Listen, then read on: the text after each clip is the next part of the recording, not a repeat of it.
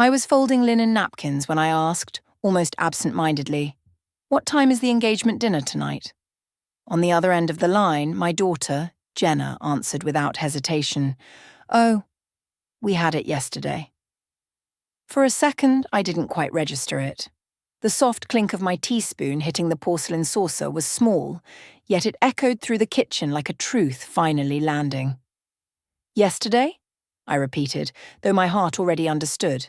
"Yeah, just a small thing. Mostly my fiancé's family. You wouldn't have liked it anyway." Her voice was light, casual, as if I were asking about the weather, as if I, her, the woman who once held her through every fever, every heartbreak, had no reason to be there. My fingers paused over the napkins.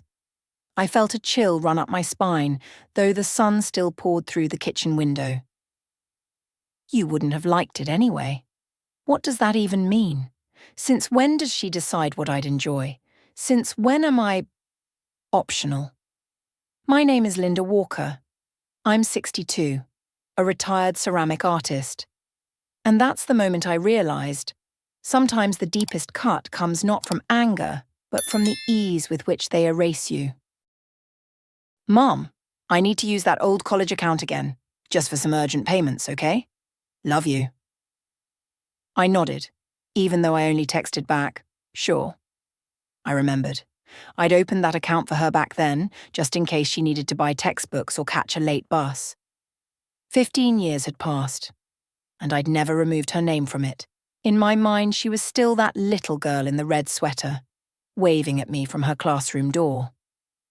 Until that day, I went to the bank, just planning to withdraw a few $100s to donate to the Vermont Flood Relief Fund. I still preferred to give in cash. Something about the physical act of handing over a small kindness made it feel more real. The teller printed my statement, then tilted her head slightly. "Did you know you've withdrawn over $12,000 in the past 2 weeks?" I blinked. "I haven't withdrawn anything," I said, my voice gentle. She turned the screen toward me. Each line appeared like a quiet indictment. European Bistro, $860. Alta Jewelers, $4,200. Kingsley Events, $6,500. A few smaller charges, taxis, flowers, something labelled custom signage. I stood there, frozen, my throat tightened. My hands began to sweat. I forced a smile. Maybe there's been a mistake, but my heart already knew. This wasn't a mistake, not a glitch, not an error. This was Jenna, my daughter, the same girl I used to cradle during storms, the one I stayed up with through high school finals, the one who called me sobbing in her first week of college, the one I had quietly paid student loan bills for, just so she wouldn't feel alone, partly out of habit, partly out of hope that being prepared meant being trusted. But today, that account wasn't used in a crisis.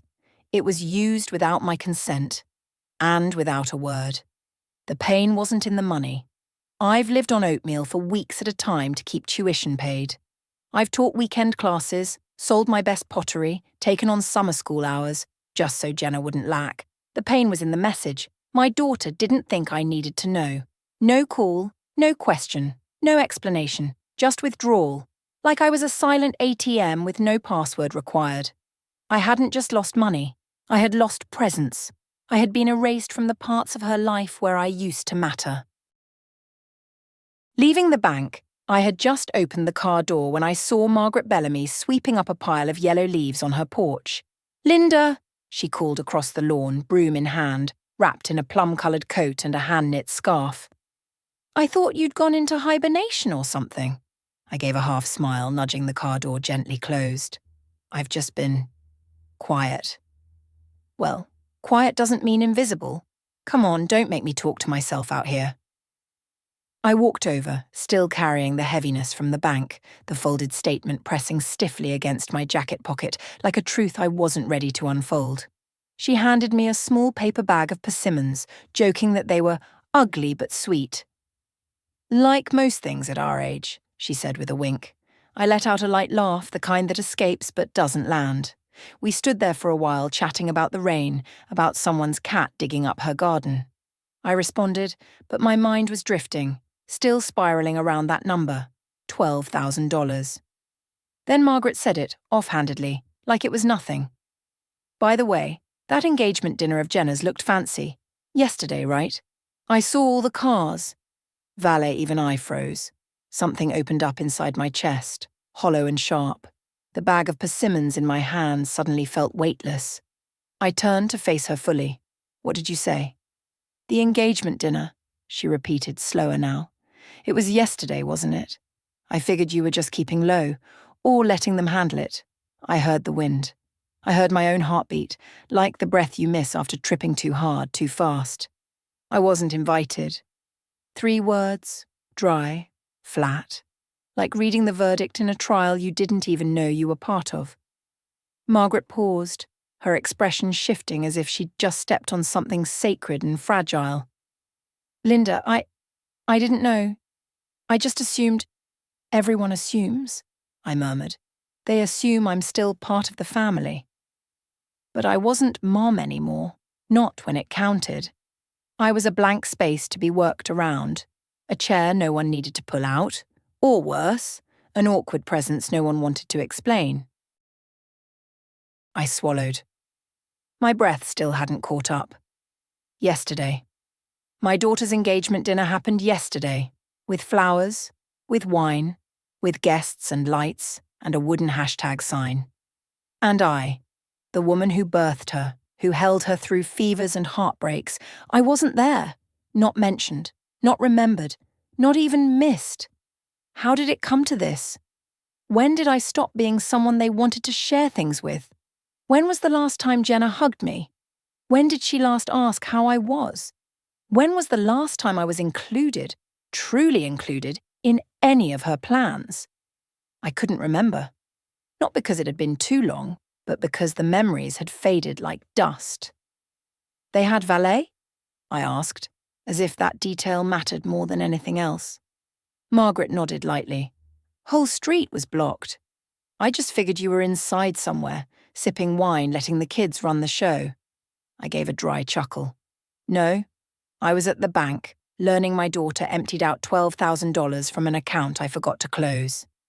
She didn't say anything at first, then nodded, slowly, as if she understood too much. They really think we're just walking wallets, don't they? Wallets with fading voices, I replied. Then I asked, when did it shift, Margaret? When did we go from centre stage to being stagehands they don't even thank? She looked at me. Her eyes, once sharp, now softened, brimming with something that shimmered at the edges.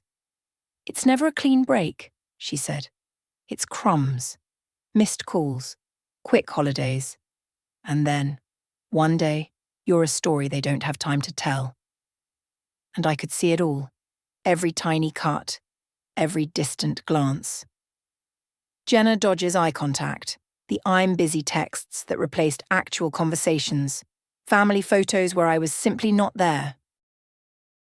I sat at the kitchen table, the phone resting in my palm. The screen lit up, casting a pale glow over a cup of tea that had long gone cold. The silence in the house felt thicker than usual, like even the air knew what was coming. I dialed. Jenna answered on the 4th ring. Hey, Mum. Can this be quick? I'm literally walking into a client meeting. Hi, sweetie, I said, keeping my voice calm. I won't take long.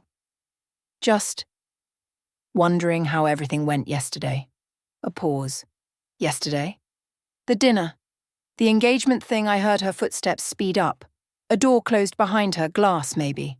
Oh, that, yes, I said, my eyes fixed on a water stain on the table. I heard from Margaret. She saw the cars. It sounded big, Jenna sighed, not tired, annoyed. It wasn't that big, Mom. Just a dinner. Mostly my fiancé's family. Nothing you had to be there for, I straightened up. Nothing I had to be there for? I didn't mean it like that. I just thought, honestly, you wouldn't enjoy it. There were a lot of moving pieces. I closed my eyes. Once upon a time I planned weddings with a notepad and 2 hands. No moving pieces scared me then. Since when do you get to decide what I enjoy? I asked, my voice low but steady. Mom, Please don't do this. Do what? Make everything about you. My heart stopped. About me? A part of me wanted to laugh. Another part wanted to drop the phone. I saw Jenna at 8 years old in my mind, her red hoodie, sticky hands holding a cookie, running toward me after school. You came! I told everyone my best friend would come. I used to be her everything, her safest place. And now, I was the edit button she pressed before sharing her life. I didn't even know it was happening, I whispered. I didn't think it was a big deal. It was just a dinner, but big enough to take $12,000 from our old account. Silence. That money was sitting there for years, Mom. That doesn't mean it wasn't mine. I was going to tell you. When? I asked, sharper now. Before or after the wedding I'm apparently not invited to. God, Mom, stop, you're being dramatic. There it is again. That word. Dramatic. The word she uses when I dare to feel anything at all. As if mothers are only allowed to be useful. Quiet. Smiling. I gripped the phone tighter like it was the only thing keeping me from falling through the floor. Jenna, I said, no longer soft, no longer shielding her. I raised you. I held you when you cried. I cheered at every graduation. I gave up more than you'll ever know. And I wasn't even worth a phone call? I didn't think you'd understand. Understand what? That I'm inconvenient now? That I don't fit into your new narrative? Her voice dropped to a murmur. I didn't mean to hurt you. But you did, I said, and the worst part, I think you knew you would, and you did it anyway. A long silence, not because the line was bad, because the space between us had grown too wide. I have to go, Jenna said. We'll talk later. No rush, I replied, and hung up. I sat there for a long time, the kitchen light casting long shadows across the counter. My tea was cold. The bank statement in my coat pocket felt heavier than it should. Maybe, for the first time in my life as a mother, I was beginning to understand. Love isn't supposed to mean being taken for granted. And letting go wasn't giving up. It was saving what little of myself I had left. The door creaked as I pushed it open. Dust motes danced in the late afternoon light, suspended like secrets too long left undisturbed. The garden room, our sunroom, had been locked up for 8 years, since Gerald passed. I had avoided it the way one avoids mirrors after a long illness. Too much of the before lived here. Too many versions of me I no longer recognized. The clay sculptures lined the windowsills, some chipped, some cracked, all made by my hands. Gerald used to call them my little rebellions, because I'd always start a piece and never follow the instructions. I'd pinch the clay where it didn't need pinching, add weight where it made no sense, but somehow they held together, just like I did.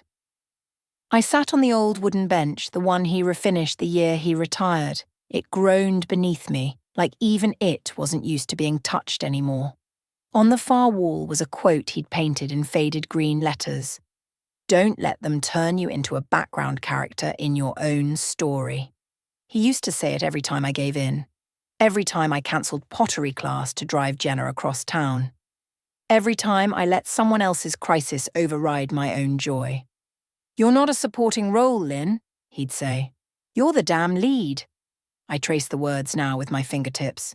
The paint flaked like old skin. Am I? I whispered. Still? The part that hurt most wasn't being excluded. I realized I had trained them to do it. Every time I said, it's okay, I don't mind. Every time I didn't correct them. Every time I stayed quiet so they could be loud. I didn't vanish overnight. I was erased line by my own hand, the bank account, the unreturned texts, the dinner I never knew about.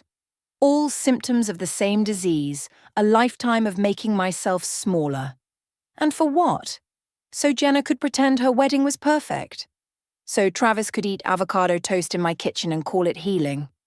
I stood up, but this time, not to clean, not to comfort, not to fix. I stood up for myself, for the woman who used to laugh until she cried. She wore oversized aprons and smeared clay across her cheeks. Who read aloud to first graders for 30 years and never once let a child feel invisible? That woman didn't deserve to be edited out of her own life. She deserved a rewrite. I walked to the window. The roses Gerald planted were blooming again, despite the years of neglect. Something about that felt just right. The office was colder than I remembered. I sat across from the lawyer, a yellow legal pad between us, its pages already scribbled with the anatomy of my undoing. Joint accounts, secondary cardholders, beneficiaries. Let's start with the basics, she said. Do you want to revoke Jenna's access to the joint savings? Yes. My voice didn't waver. Close the account if we have to. Open a new one in my name only. She nodded, flipping a tab on her laptop. And you're checking? Same thing. No more shared access. Remove her as an authorized user. I handed over the debit card Jenna used, the one I'd kept taped inside a cookbook for years just in case she needed it. I don't know why I brought it with me today. Maybe to prove to myself that I was really letting go, she typed quickly. What about alerts from the bank apps? You're still receiving notifications every time she... Turn them off, I said. All of them. I don't want to be notified when someone's taking something from me, because starting today they can't. She paused for a beat, then leaned back. That brings us to your will. I nodded. I want to revise it. Not to punish, but to clarify.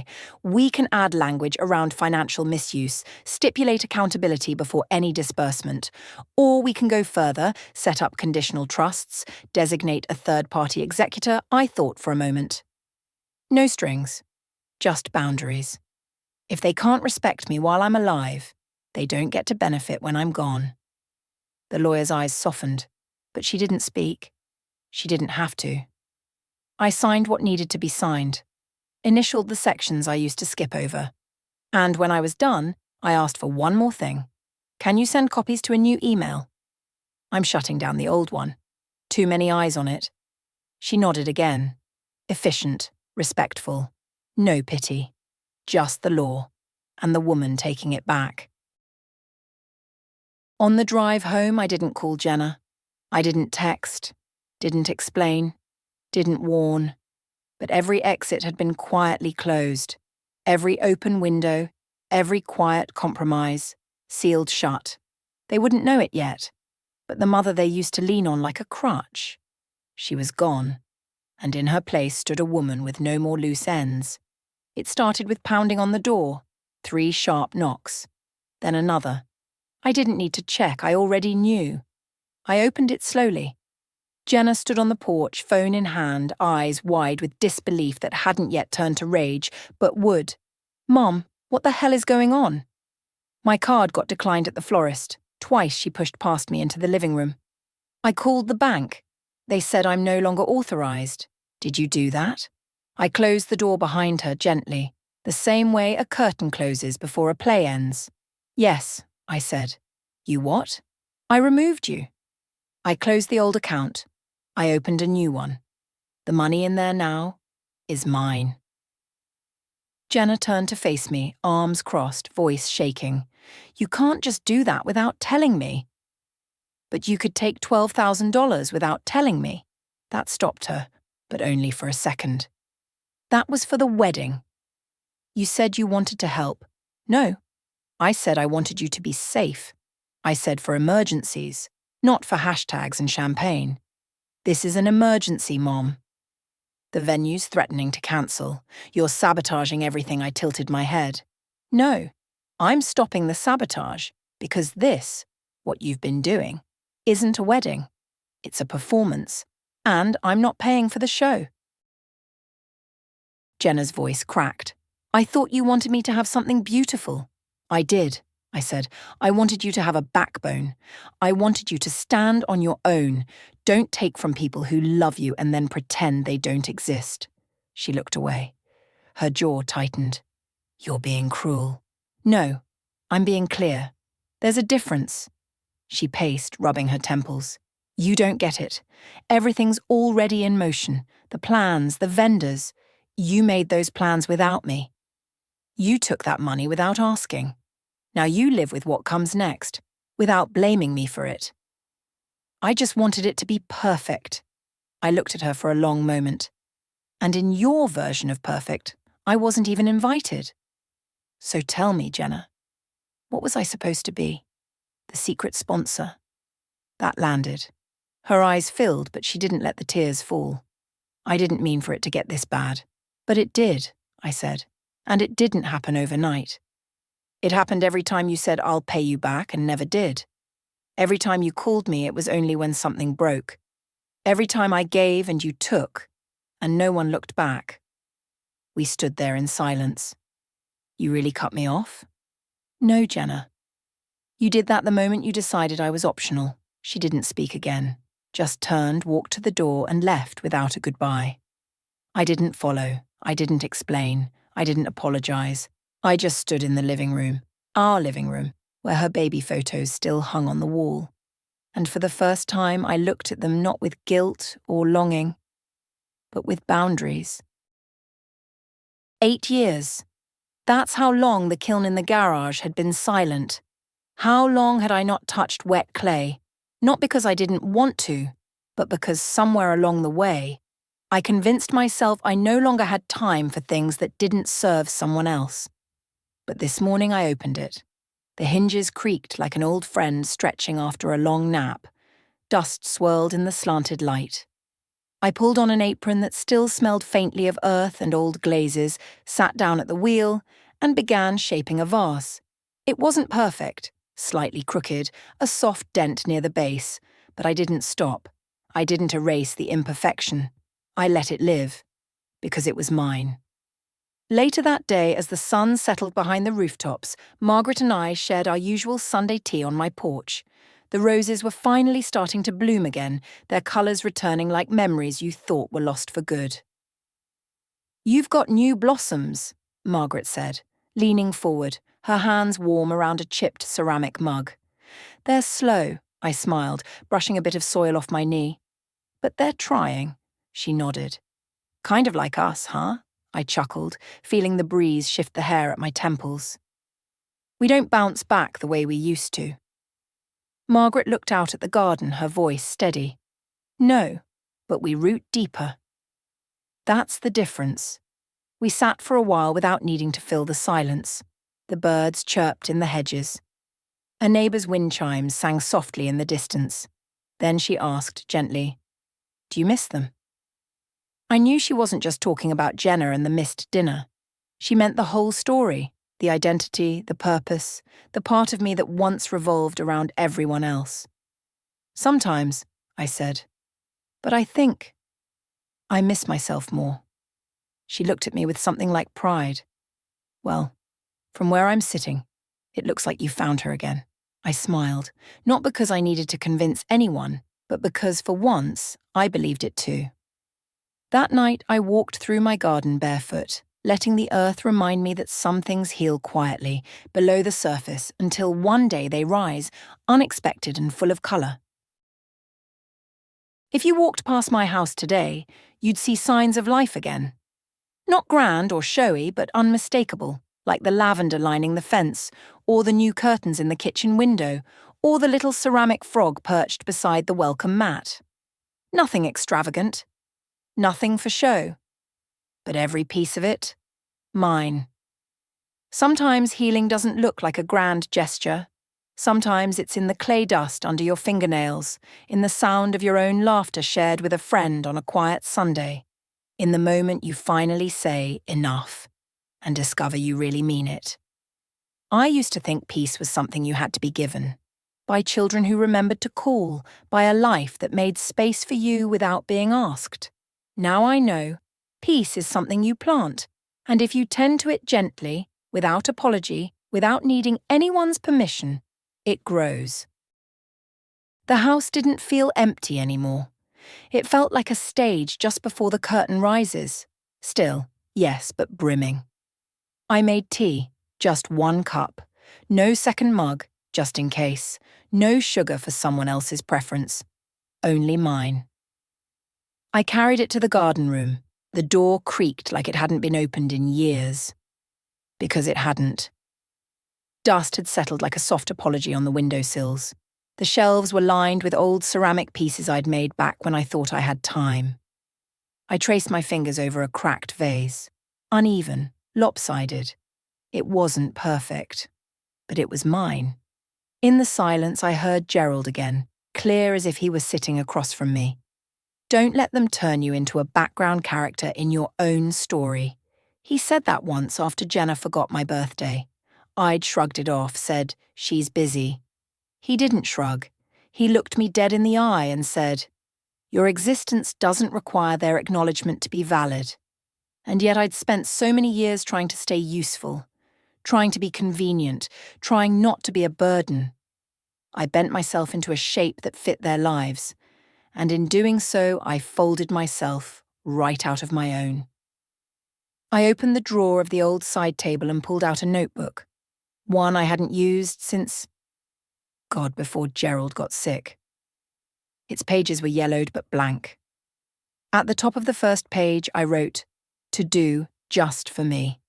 And instead of a checklist, I let it flow like a letter to the woman I once was. You will walk barefoot on the beach again, not because anyone's waiting, but because the waves miss you. You'll take that pottery class, not to get better, but to get your hands dirty. You'll paint this room a colour no one approves of. You'll say no without guilt, yes without permission. You'll read books you don't need to quote. Wear lipstick on days no one visits. You'll stop shrinking to fit into people's expectations of mother, helper, backup plan. You are not their storage unit. You are not their silence. You are not their apology. You are the damn story, Linda. I closed the notebook and held it to my chest, and for the first time in a long, long while, I felt written in, not as a side character, but as the beginning of a brand new chapter. So, that's how the story ends. If this made you think, or if you've lived through something similar, share your thoughts in the comments.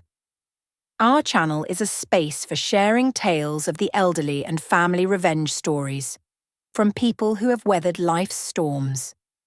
Subscribe to the channel for more, because sometimes the deepest form of revenge is simply living on your own terms.